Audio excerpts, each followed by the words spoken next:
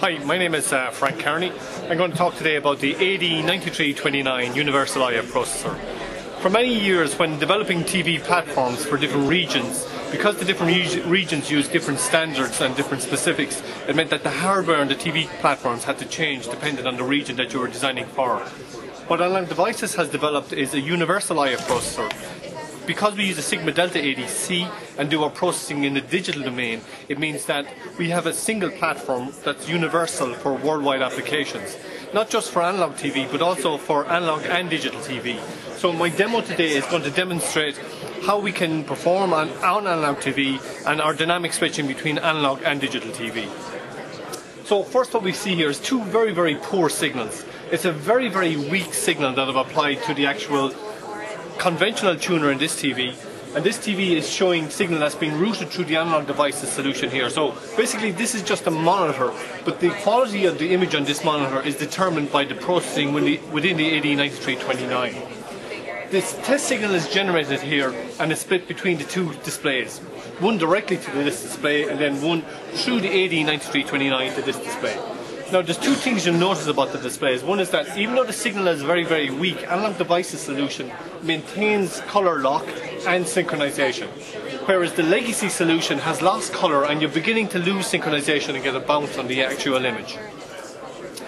For my next test, I'm going to show you when we bring the signal level to a high quality signal level, what type of artifacts that we enhance or that we avoid using our signal processor.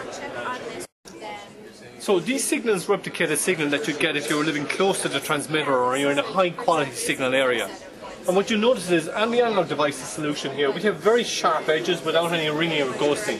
But if you look on the conventional solution, you'll see that although the images are here, you'll see there's a ghosting effect on some of these lines. And it's to do with the actual transmission and the reception and how one is matched to the other. So what we would call this is actually K factor, as in the ability to correctly match the pre-emphasis that's applied with equal de-emphasis at the receive side. Again, we've done a lot of work to ensure that we can, for all the standards, deliver very high quality output for a high quality input signal. And we exceed what is there currently on conventional solutions.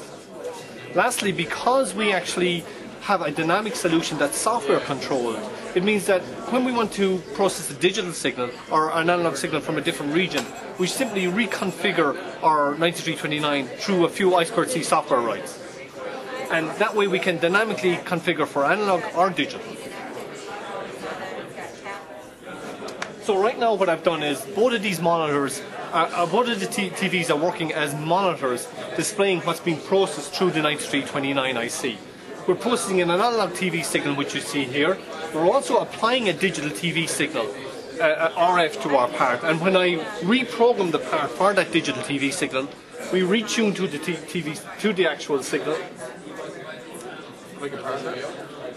And you'll see the DTV signal appear here. So what actually happened now is we reconfigured the signal path for digital TV signals.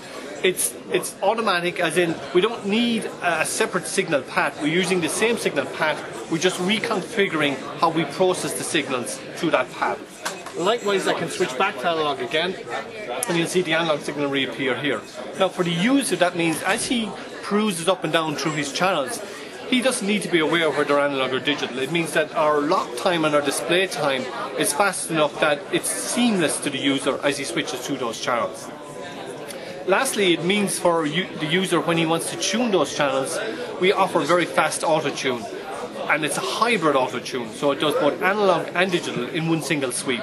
So very briefly, what we're offering is, we're offering a universal IF signal processing that delivers higher performance for the analog signals. It delivers hybrid performance for both analog and digital. It reduces the BOM cost on the board. It's very easily configured. And again, it's high performance. So thank you for watching.